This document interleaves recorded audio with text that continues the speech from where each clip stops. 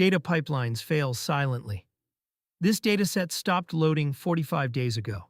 But because monitoring watched job heartbeats instead of data freshness, no alert fired. When the data team finally noticed, blame landed on innocent downstream consumers instead of the root cause.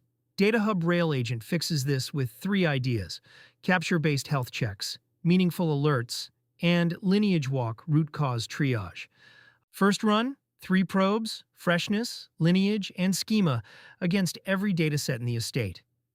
It catches all 3 faults and passes both healthy controls. Every incident report ends with a provenance table, the exact tool, entity, and timestamp behind each claim.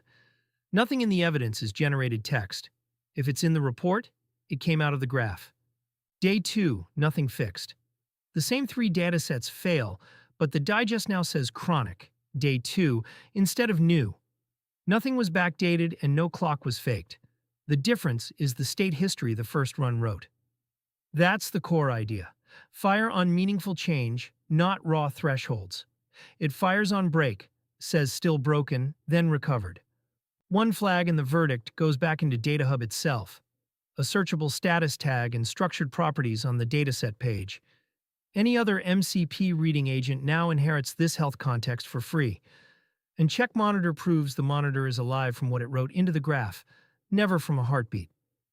For schema drift, the agent emits PR-ready artifacts, a YAML patch, a unified diff against the downstream contract that's committed in the repo, and a commit message linking fault class, detection method, and owner. And PR-ready is checkable. Git apply accepts the diff. The test suite applies it for real on every run, so it can't rot.